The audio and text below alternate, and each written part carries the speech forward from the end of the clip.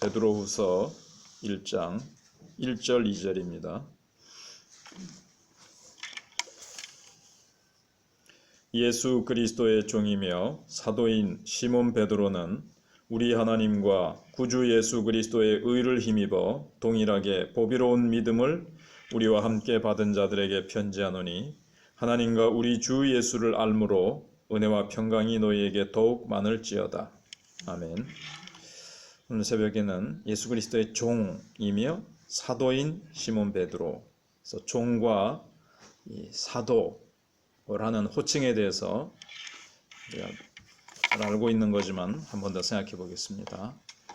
여기에서 베드로가 예수 그리스도의 종이라고 하는 것은 우리가 일반적인 의미로는 우리 모든 그리스도인들이 그래야 되는 것처럼 기꺼이 제자가 된 사람입니다. 나는 예수 그리스도의 제자로 주님을 따르겠습니다 하는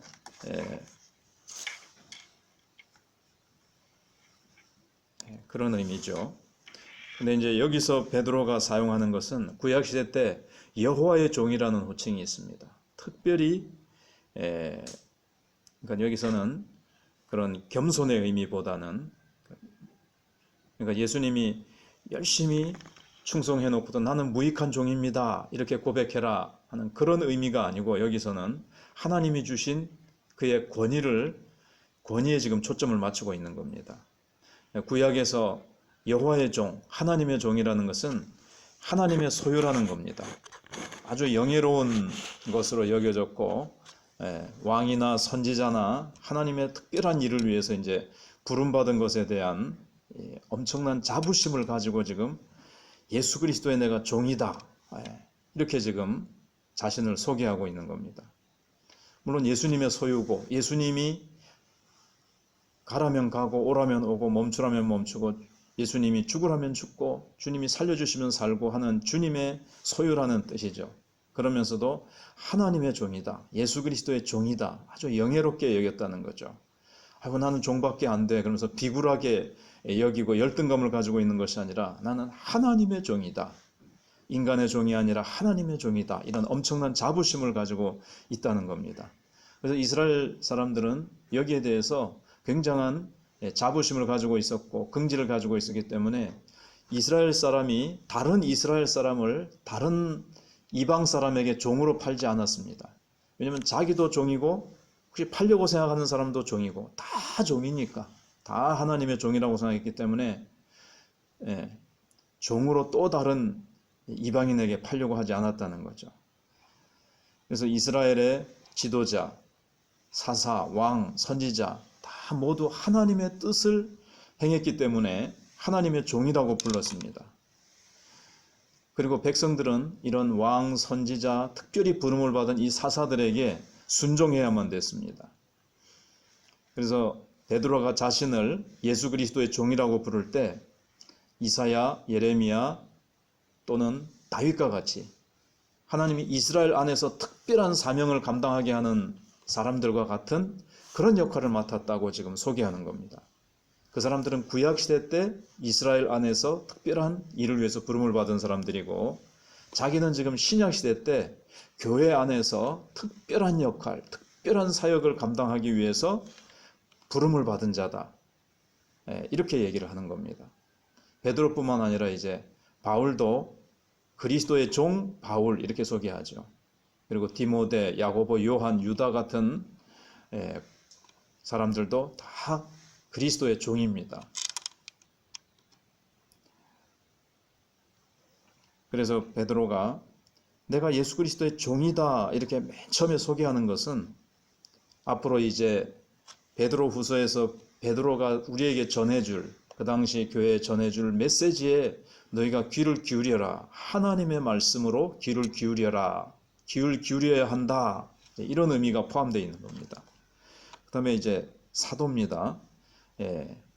예수 그리스도의 사도라는 건데, 이 말도 넓은 의미의 사도가 있고 이제 좁은 의미의 사도의 의미가 있습니다. 이제 넓은 의미는 특정한 사람에게 어떤 임무를 위임받은 사신을 의미합니다. 보냄을 받은 자라는 뜻이거든요. 사도라는 아포스톨로스라는 말 자체는 보냄을 받은 자. 특별히 어떤 그 위에 있는 권세자가 특별한 사명을 부여해 가지고 특별히 이제 임무를 맡은 거죠. 특별한 임무, 또 특별히 위임받은 자를 사도라고 얘기를 합니다. 그래서 하나님에 의해서 보냄을 받은 자는 넓은 의미에서 다 사도입니다. 바나바, 실라, 디도, 디모데 또 다 사도고, 오늘날 선교사님들도 사도고 그렇습니다. 그래서 하나님의 일을 위해서 보냄을 받은 자라면 다 사도라고 이제 볼 수 있는 거죠. 그런데 이제 좁은 의미, 특별한 의미에서는 예수님의 12제자가 이제 사도지요. 그래서 가룟 유다가 죽고 이제 유다 대신할 사람을 뽑기로 결정할 때 그 기준이 무엇이었는가 하면 요한의 세례로부터 우리 가운데서 올리어 가신 날까지 주 예수께서 우리 가운데 출입하실 때에 항상 우리와 함께 다니던 사람 중에 하나, 이렇게 찾았습니다. 사도라고 불려지기 위해서는 부활하신 주님을 본 것만으로는 안 되고요. 부족하고요. 바울이 그 범주에 든 사람들을 이제 500명의 형제들, 예수님을 부활하신 것을 500명이 형제가 봤다 그랬지 않습니까? 근데 이제 그 사람들을 사도라고 부르지는 않거든요. 그러니까 부활을 본 사람들만 가지고는 안 되고, 예수님과 항상 세례 요한 때부터 동행한 사람들, 예수님과 동행한 사람들을 이제 사도라고 부르고, 특별히 이제 우리가 잘 아는 12사도입니다. 그러나 또 12사도 말고도 사실은 12사도만 늘 같이 다녔느냐? 그렇지 않고 그 주변에 이제 여러 사람들이 이제 있었죠. 그래서 그 중에서 마띠아가 이제 뽑힌 겁니다. 근데 이제 사도 바울은 예외죠. 예수님과 이제 세례 요한 때부터 다닌 사람은 아니지만 예수님께서 직접 나타나셔서 특별히 이제 부름을 받았기 때문에 그 후에 다른 사도들이 다 인정을 했죠. 사도 바울도 사도라고 이제 그렇게 인정을 했습니다. 특별한 사명을 위해서 예수님이 특별히 뽑아서 이방인 가운데 특별히 보내셨기 때문에 바울도 사도가 된 겁니다. 근데 이제 중요한 것은 오늘날도 이 사도가 있을 수 있느냐? 사도라는 직분을, 이 좁은 의미의 사도, 그것이 있다라고 주장하는 사람들이 있어요. 그것을 신사도주의라 그럽니다. 그래서 그 사람은 사도들처럼 아주 특별한 막 권능, 기적을 행하고 병을 막 베드로나 바울처럼 고치고 아주 그냥 그들이 하는 말은 사도들의 권위와 같은 권위를 가진다고 그렇게 주장하는 신사도주의가 있습니다. 그것은 오늘날 잘못되었다라고 다들 얘기를 하고 있습니다. 자기네들은 물론 맞다라고 얘기를 하는 거죠. 이 베드로와 같은 바울과 같은 사도가 그 시대만 있었다라고, 그 시대에만 한정적으로 존재했던 특별한 직분이라고, 단회적인 직분이라고 이제 다들 얘기를 합니다. 근데 단회적이고 그 시대뿐만 아니라 모든 시대에 하나님은 이 바울과 베드로와 같은 이런 능력 있는 사도를 이제 세운다, 이렇게 보는데 그것은 이제 잘못된 겁니다. 그래서 오늘날 그런 책도 있고 그런 부류의 집단들도 있기 때문에 이걸 이제 주의해야 됩니다.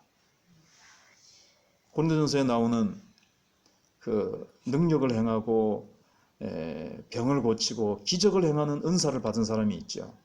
그것은 성령께서 그렇게 은사를 주신 사람들이지 베드로, 야고보, 바울과 같은 그런 의미의 그 당시에만 존재했던 특수한 의미의 사도는 아닙니다.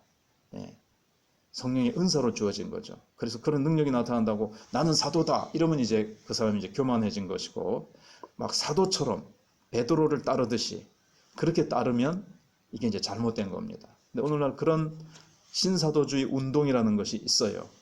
특별히 이제 막 그래서 능력, 병고침, 기적 이런 걸 이제 막 좀 그런 것 중심으로 신앙생활을 하려고 그러고 그런 걸 좋아하는 사람들이 이제 그런데 유혹되어 넘어가기가 이제 쉬운 거죠. 그래서 여기 특별히 부름을 받은 사람, 구약시대 때는 기도원을 하나님이 부르셔서 특별한 사명을 주셨고 이사야, 예레미야, 에스겔. 근데 가장 이 원형적이고 유일무이한 사도는 바로 예수님입니다. 우리 믿음의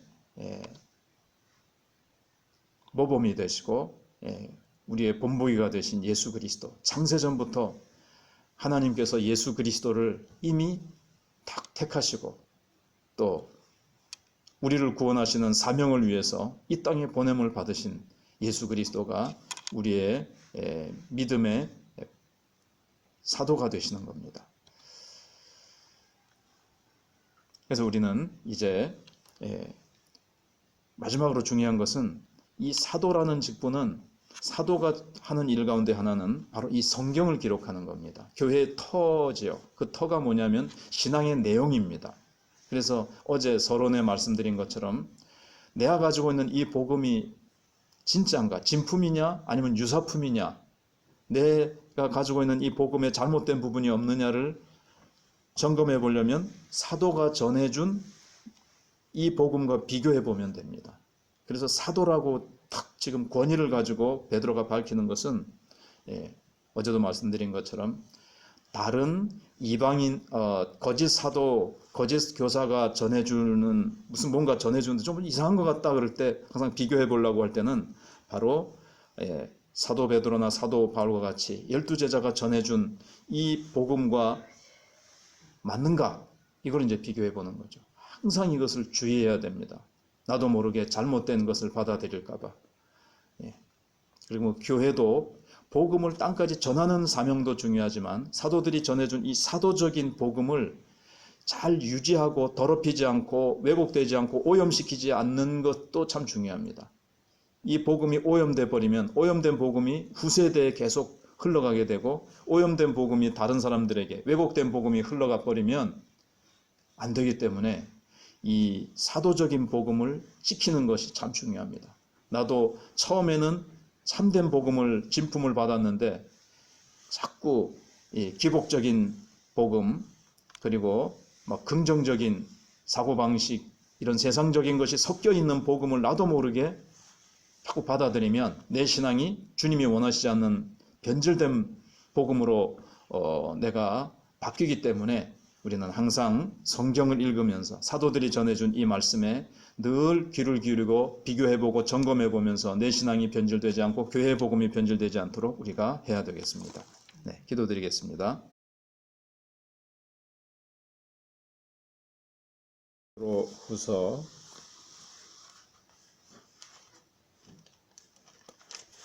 1장 1절 2절 보시겠습니다. 예수 그리스도의 종이며 사도인 시몬 베드로는 우리 하나님과 구주 예수 그리스도의 의를 힘입어 동일하게 보배로운 믿음을 우리와 함께 받은 자들에게 편지하노니 하나님과 우리 주 예수를 알므로 은혜와 평강이 너희에게 더욱 많을지어다. 아멘. 여기 편지를 이제 시작하면서 베드로는 그 당시에 누구나가 다 이렇게 사용하는 표현을 따라서 은혜와 평강이 너에게 더욱 많을지어다. 이렇게 편지에 맨 앞에 이제 인사말을 씁니다. 이거는 그리스도인들만 그런 것이 아니고 그 당시에 누구나 다 쓰는 표현이었습니다. 그러나 사도라든가 그리스도인이 쓰는 것은 표현은 똑같지만 단어는 은혜와 평강이라는 단어를 똑같이 쓰지만 그 속에 담긴 의미는 달랐습니다. 우리가 많이 설교 시간에 또 성경을 상고하면서 생각해 본 것이지만 그냥 은혜, 이건 이제 헬라말, 그 당시에 헬라 세계니까 헬라 말이면서 그냥 안녕하십니까? 이런 뜻입니다. 안녕하라. 근데 거기다가 샬롬을 이제 덧붙인 거죠.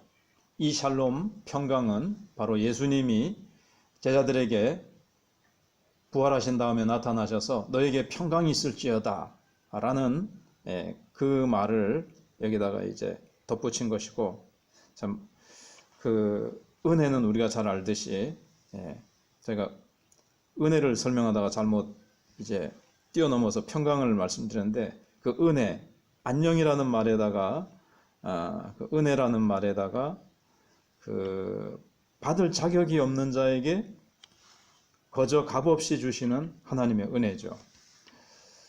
그래서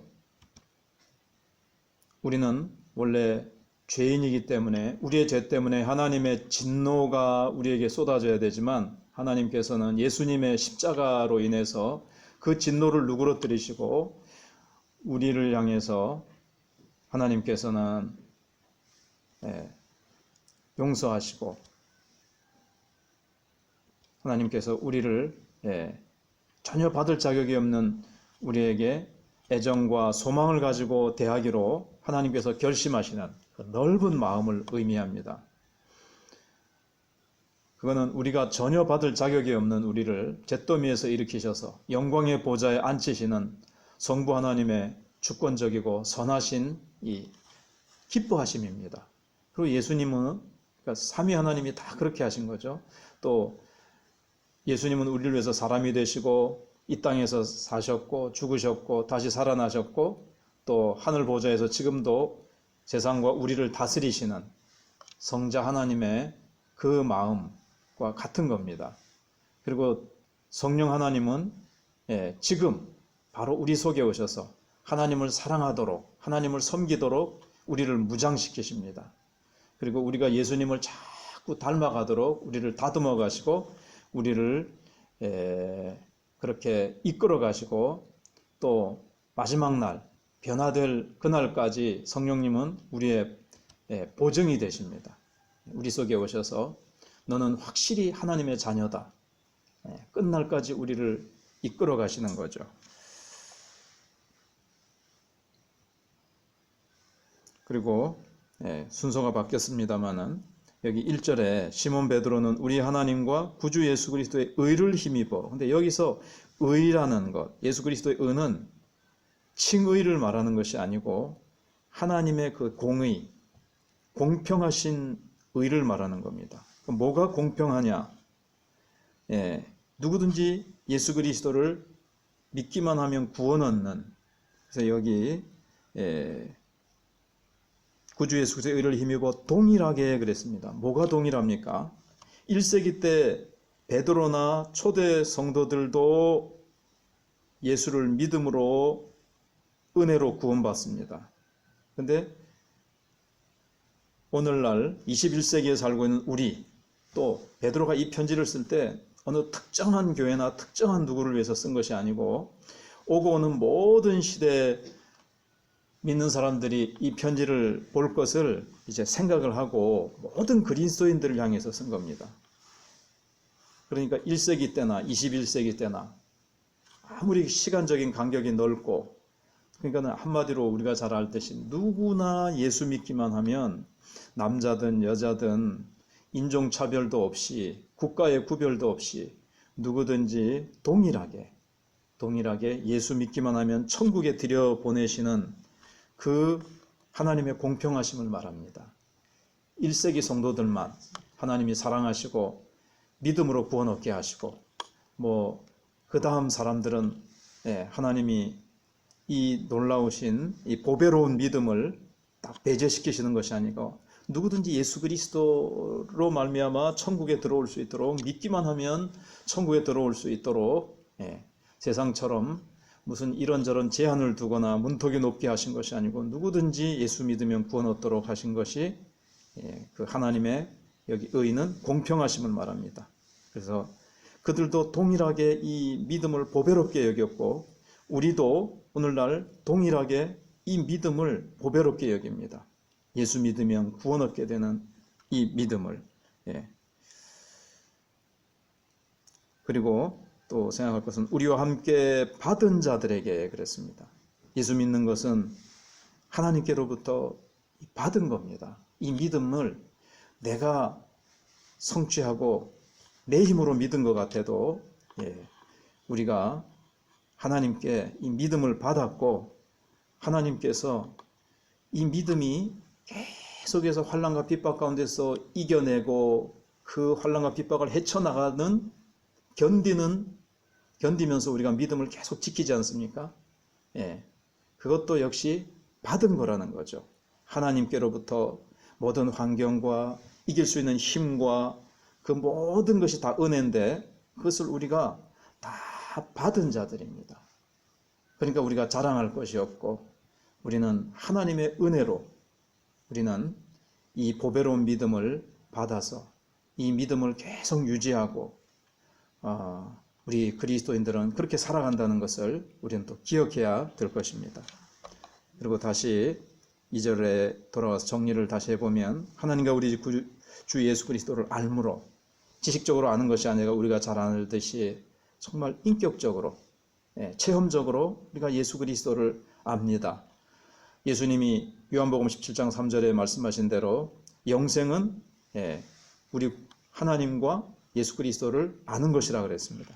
그래서 예수 그리스도를 알므로 은혜와 평강이 너에게 더욱 많을지어다. 은혜와 평강은 기독교의 핵심입니다. 그래서 자격 없는 우리에게 하나님께서 은혜를 베푸셨죠.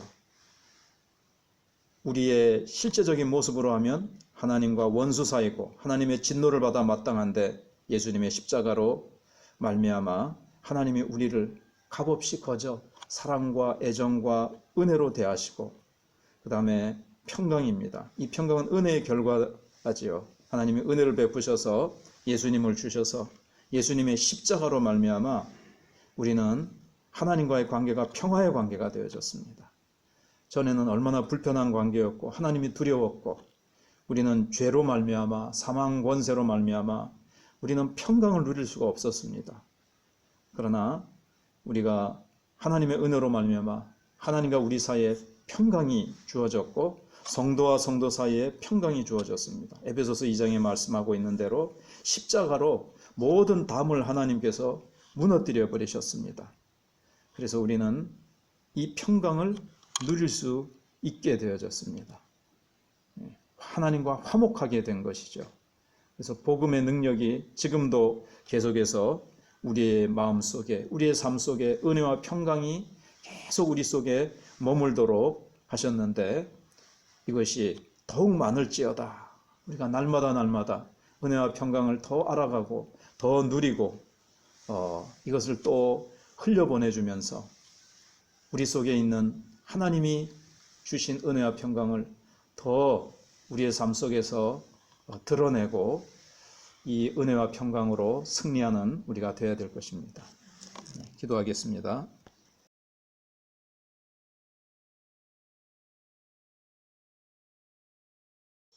베드로후서 1장 역시 1, 2절입니다. 예수 그리스도의 종이며 사도인 시몬 베드로는 우리 하나님과 구주 예수 그리스도의 의를 힘입어 동일하게 보배로운 믿음을 우리와 함께 받은 자들에게 편지하노니 하나님과 우리 주 예수를 알므로 은혜와 평강이 너희에게 더욱 많을지어다. 아멘. 여기 2절에 보시면 우리 하나님과 우리 주 예수를 알므로 은혜와 평강이 너에게 더욱 많을지어다. 그러니까 예수님을 알아가면 알아갈수록 하나님과 우리 주 예수 그리스도를 더 알면 알아갈수록 우리에게는 은혜와 평강이 더 많아진다는 거죠. 근데 우리가 잘 아는 대로 여기에서의 알면 성경 공부를 많이 하고 무슨 세미나나 무슨 성경 공부 과정을 많이 마쳐서 졸업장을 수료증을 많이 가지고 있어서 머리에 지식적으로 많이 아는 것이 아니고 그것도 어느 정도 도움이 되겠지만 거기에만 그친다면 그것은 성경이 말하는 알미 아니고 경험적으로 아는 거죠. 인격 대 인격으로 아는 거죠. 예수님을 정말 삶 속에서 예수님을 의지하고 예수님과 동행해 봄으로써 거기서 예수님은 이렇게 할 때 이렇게 하시는구나. 이런 분이시구나.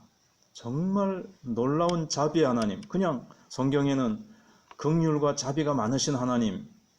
이걸 머리로 알고 있는 거하고 정말 기도하고 성령을 의지하고 실제 생활 속에서 어떻게 내 삶 속에 자비와 긍휼의 손길로 나를 인도해 오셨는지 경험 속에서 정말 주님을 인격 대 인격으로 경험하면서 알아가는 거죠. 그래서 우리가 종종 들었던 거지만 하나님과 예수님에 대해서 알고 있는 것이 아니라 하나님과 예수 그리스도를 아는 겁니다. 직접적으로 그분들의 하나님과 예수 그리스도에 대해서가 아니고 에 대해서 우리는 뭐 트럼프 대통령에 대해서 어느 정도 알지만 트럼프 대통령을 안다는 것은 직접 1대1로 만나서 그분의 취미와 그분의 버릇과 그분이 뭘 좋아하는 것까지도 정말 눈으로 보고 같이 인격적인 교제 속에서 아는 것, 이것을 말합니다. 그러면 그럴수록 우리는 은혜와 평강이 우리에게 더욱 많아지고 이 말은 더 영적으로 성장해 간다는 것이죠. 그리고 1절에서는 구주 예수 그리스도라는 말이 나옵니다. 구주 예수 그리스도. 구주 예수 그리스도의 구주라는 말이 우리 많이 쓰지만 성경에 사실 보면 구주라는 말이 그렇게 많이 나오질 않습니다. 근데 베드로가 이제 구주라는 말을 여기서 썼는데 우리는 이제 뭐 지금 기독교가 시작된 지 2000년 이상이 흘러서 너무나도 잘 알고 있지만 구주라는 말, 그래서 전에 말씀드린 대로 이제 베드로후서는 이제 진품이냐, 복음의 진품, 이걸 이제 유지해야 되고, 이제 뒤에 보면은 2장 1절부터 해가지고 거짓 선지자들이 일어났다. 그래가지고 이제 이 복음을 오염시키는 자들이 일어난다는 거죠. 오염된 복음은 아무런 능력이 없습니다. 구원을 못 시키는 거죠. 능력도 없고 삶을 변화시키지도 못합니다. 그래서 이 베드로가 전해준, 사도가 전해준 메시지를 우리가 잘 붙들고 있어야 되는데 그 중에 이제 하나가 내가 붙들고 있는 복음이 맞냐? 바로 예수님이 구주시냐 하는 거죠. 이 구원을 말하는 것인데 우리가 잘 아는 대로 구원은 세 시제가 있습니다. 과거, 현재, 미래. 예수님의 피로 우리는 씻김을 받았습니다. 현재는 예수님이 우리를 또 구원해 가고 계십니다. 죄의 세력으로부터. 세상은 우리를 하나님으로부터 계속 멀어지게 하려고 갖은 노력과 공격을 해오죠. 세상을 통해서 사단은. 지금 코로나를 통해서 예배를 또 믿음이 연약한 자들은 또 못 나오게 하고 또 사정이 있어서도 그렇겠지만 또 여러 가지 모양으로 항상 기도 못하게 하고 하나님께로 가까이 가지 못하게 하는 것으로부터 온갖 세상의 재미, 쾌락, 세상의 눈에 보이는 것들을 붙잡으려고 하나님에게 집중하지 못하게 하고 온갖 모양으로 우리를 자꾸 죄로 끌어잡아 당깁니다. 근데 하나님은 우리를 죄로부터 자꾸 이제 끌어내는 작업을 하시죠. 하나님은. 이게 구원하고 계시는 겁니다. 현재. 미래는 구원하실 것입니다. 예수님이 재림하시는 날 우리는 그 예수님과 같은 모습으로 우리가 변화되어서 그 영광의 날, 영광스러운 하나님 나라를 다 우리의 앞에 드러내시고 우리도 영광의 나라에 합당한 존재로 우리를 변화시키시고 부활시키셔서 변화된 부활로 변화시키셔서 마침내 우리의 구원은 완성될 것입니다. 우리는 구원받았지만 아직도 추하고 연약한 부분들이 있지만 그날에는 추하고 연약하고 부족한 모습은 1.1획도 없이 정말 그야말로 흠도 티도 없이 완벽한 모습으로 우리는 부활하게 될 것입니다. 이게 이제 구주라는 말 속에 이제 들어있는 것입니다. 우리가 이 예수 그리스도를 점점 더 하나님과 예수 그리스도를 점점 더 삶 속에서 깊이 경험하고 그분을 더 알아가는 정말 친밀하게 알아가는 부부가 더 살면서 더 조그마한 표정 하나 뭐 하나에도 더 뭐 알아가고 더 이 사람 이런 사람이 있구나 깊이 알아가듯이 예수 그리스도와 하나님을 깊이 알아감으로 말미암아 우리 속에 은혜와 평강이 더욱더욱 넘치고 우리가 영적으로 멈춰 있는 상태가 아니고 날마다 달이 지날수록 해가 지날수록 우리가 영적으로 더 무르익고 성장하고 더 깊이가 있어지고 그런 아름다운 모습으로 우리가 나아가야 되겠습니다. 기도하겠습니다.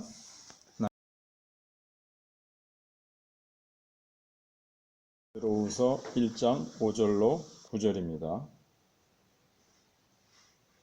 그러므로 너희가 더욱 힘써 너희 믿음의 덕을, 덕의 지식을, 지식의 절제를, 절제의 인내를, 인내의 경건을, 경건의 형제 우애를, 형제 우애에 사랑을 더하라. 이런 것이 너희에게 있어 흡족한즉 너희로 우리 주 예수 그리스도를 알기에 게으르지 않고 열매 없는 자가 되지 않게 하려니와 이런 것이 없는 자는 맹인이라 멀리 보지 못하고 그의 옛죄가 깨끗하게 된 것을 잊었느니라. 아멘. 이 5절에 그러므로 이렇게 되어 있습니다. 그러므로는 우리가 신의 신성한 성품에 참여하는 자가 되는 것입니다. 특별히 세상의 정욕을 피해서 썩어질 것을 피해서 하나님의 신성한 성품에 참여하게 하기 위해서 우리를 부르셨는데 이 일은 쉬운 일이 아닙니다. 그리고 우리의 일생 중에 한 기간 잠깐 노력하면 되는 일이 아니고 한평생에 걸쳐서 끝없이 우리가 노력해야 되는 일입니다. 힘쓰고 애써야 되는 일이죠. 그리고 어려운 일이죠. 그래서 우리 안에 있는 이 부패한 것들을 벗어던지고 진지하게 이 목적을 위해서 살 것을 베드로가 지금 우리에게 명령하고 있는 겁니다. 이 일을 하기 위해서는 나태해서는 안 됩니다. 8절에 있는 대로 우리 주 예수 그리스도를 알기에 게으르지 않고 열매 없는 자가 되지 않게 하려니와. 게으르면 이 일을 전심전력으로 온 힘을 기울여서 주님 닮아가는 일에 매진하지 않으면 우리는 열매 없는 자로 나타날 수밖에 없습니다. 그래서 디모데전서 4장 15절에서도 사도 바울은 디모데에게 이 모든 일에 전심전력하여 너의 성숙함을 모든 사람에게 나타내라. 전의 성경에는 너의 진보를 모든 사람에게 나타내라. 우리가 계속 영적으로 진보하고 계속 성숙해야 된다는 것을 말씀하고 있습니다. 여기 그래서 너희가 더욱 힘써 믿음의 덕을, 덕의 지식을. 근데 이게 순서를 얘기하는 게 아닙니다. 믿음, 그 다음 순서는, 그 다음에 오는 순서는 덕이고, 그 다음에 지식을 힘쓰고, 거기다 더하고 하는 것이 아니고, 우리의 믿음에 덕과 지식과 절제와 인내, 경건, 형제 우애, 사랑, 이것을 우리의 믿음 위에다가 이것을 이렇게 쌓고 더하라는 뜻이지, 이렇게 순서. 덕 다음에 오는 순서는 지식, 지식 다음에 오는 순서는 절제, 이런 뜻이 아닙니다. 뭐가 앞서고 뭐는 뒤에 가고 하는 뜻이 아니고 이런 덕목을 우리의 믿음 위에다가 더해라 라는 말씀입니다. 여기 덕이라는 말은 정직하고 질서정연한 삶을 말합니다. 그리고 지식이라는 것은 분별 있는 행함을 말합니다. 우리 형제 우애는 하나님의 자녀들끼리 상호간에 사랑하는 것을 뜻합니다. 그런데 이제 이것을 우리에게 이제 점점 우리의 신앙 인격에 우리의 신앙에 이걸 이제 더해야 되는데 이런 생각이 있죠. 이렇게 생각하는 사람들인데 하나님이 도우시고 우리는 거기에 또 우리가 또 협력해야 된다. 이런 입장이 있고 또 하나는 전적으로 이것은 하나님의 은혜와 능력으로 되는 것이다. 이런 두 가지 입장이 있습니다. 근데 우리 개혁주의에서는 오직 하나님의 은혜로 된다. 우리에게 바른 생각을 세상에 썩어지고 헛된 것을 좇지 않고 따르지 않고 오직 주님을 닮아가고 신성한 성품에 참여하는 일을 위해서 내가 전심전력해야지 라는 생각을 갖게 하시고 또 그것을 위해서 내가 기도하고 경건에 내가 쏟아부을 때 그것이 정말 효력 있게 해주시는 분은 하나님이시라는 거죠. 잘하게 하시는 분은 하나님이십니다. 우리가 기도하고 말씀을 읽고 우리가 이렇게 하긴 하지만 하나님이 하시지 않으면 내가 기도하고 말씀 봐도 이것이 아무런 나에게 발전과 내 성숙이 안 될 수가 있지 않습니까? 그래서 이 효력이 있게 하시는 분도 하나님이시고, 자라게 하시는 분, 성숙하게 하시는 분, 그리고 그것이 잃어버려지지 않도록, 다 까먹지 않도록 딱 보존되게 하시는 분도 오직 홀로 하나님 한 분이시다. 이렇게 우리는 보고 있습니다. 왜냐하면 이 지식과 절제와 인내는 하나님의 성령의 은사라고 성경이 말씀하고 있기 때문에 그렇습니다. 그래서 우리가 이런 자질들을 이제 갖추고 있어서 이런 것들을 이제 우리가 보여줘야 됩니다. 그리고 이것은 내 자신의 연약함을 이제 인식하고, 이런 의무를 나의 힘으로는 할 수 없습니다. 주님의 오직 주님밖에 없습니다. 주님의 도우심으로만이 내가 기도하고 경건에 힘쓰고 또 내가 자라고 내가 주님을 점점 닮아가는 것은 오직 주님의 은혜로만이 되어집니다. 라고 주님의 도우심에 전적으로 의존할 때에 이 역사는 일어나게 되는 겁니다. 그래서 8절에 이런 것이 너에게 있어. 덕과 지식과 절제와 인내와 경건, 이런 덕을, 이런 여러 가지 덕을 우리가 이제 더하게 될 때 우리가 참으로 그리스도를 아는 자들이 되었다는 것을 우리가 이제 인정받게 될 겁니다. 그냥 이런 것들을 알기는 아는데 정말 이 삶 속에서, 내 인격 속에서 드러나지 않으면 이것은 이제 한마디로 이제 죽은 지식이죠. 정말 삶 속에서 이것이 나타나야 이것이 이제 참되게 우리가 예수님을 아는 것이다. 이렇게 보는 겁니다. 그런데 내 속에 사랑과 인내와 절제, 이런 은사가 나타나지 않으면서 나는 예수님을 안다고 자랑하는 것은 한마디로 이 참된 신앙이 아닙니다. 거짓된 신앙인 거죠. 그래서 사도 바울이 에베소서 4장 20절 이하에서 오직 너희는 그리스도를 이같이 배우지 아니하였느니라. 진리가 예수 안에 있는 것 같이 너희가 과연 그에게서 듣고 또한 그 안에서 가르침을 받았을진데 너희는 유혹의 욕심을 따라 썩어져가는 구습을 따르는 옛사람을 벗어버리고 오직 심령으로 새롭게 되어 하나님을 따라 의와 진리의 거룩함으로 지으심을 받은 새 사람을 입으라 그랬습니다. 그래서 인내와 경건과 절제와 사랑에 굳게 이제 우리를 설하고 한 다음에 그 다음에 계속해서 거기에서만 멈추는 것이 아니라 계속 성장해 나가라는 거죠.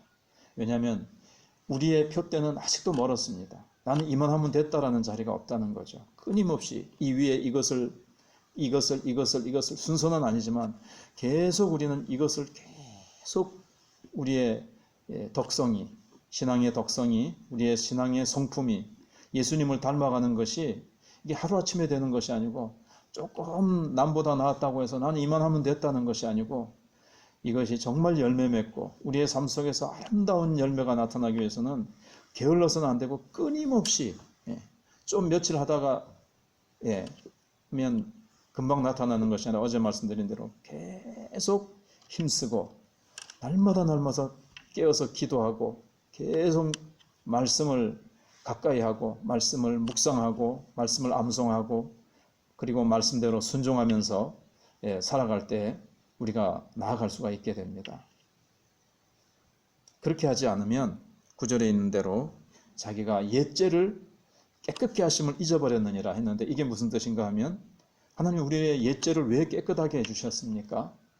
새로운 삶을 살라고, 새로운 존재로 거룩하고 깨끗한 삶을 살라고 정결하게 해주신, 죄를 씻어주신 것인데 다시 돼지가 씻겨줬는데 다시 더러운 구덩이에 가서 드러눕고 뒹구는 것과 같이 주님이 우리를 깨끗하게 해주신 이유를 모르는 거예요. 다시 죄와 세상의 헛된 쾌락 속에 뒹군다면 주님의 십자가를 헛되게 만드는 것입니다. 그래서 주님이 왜 십자가 위에서 나를 깨끗하게 하시기 위해서 죽으셨는가? 우리를 새로운 존재로, 예수님을 닮아 거룩하고 정결한 존재로 하나님의 성품에 참여하고 덕의 지식을, 지식의 절제와 인내를, 경건을, 형제 우애를, 사랑을로 충만한 자가 되어서 하나님의 영광을 드러내도록 하는 그런 존재로 우리를 만드시기 위해서 나의 옛죄를 씻기셨다는 것을 알고 다시는 죄 가운데로 들어가지 않도록 하기 위해서 내 속에 있는 아직도 남아있는 잔존하는 죄의 성품을 자꾸 날마다 씻어내고 그 다음에 예수님의 사랑과 인내와 절제가 내 속에서 드러나도록 우리는 계속해서 게으르지 말고 날마다 깨어 기도하지 않으면, 하루라도 내가 기도를 쉬어버리면 정말 얼마나 잡초가 돋아나듯이 우리 속에 죄악의 잡초가 자꾸 돋아나려고 할 것입니다. 우리가 그래서 게으르지 않고 부지런히 전심전력해서 날마다 주님을 닮아가기 위해서 힘써야 될 것입니다.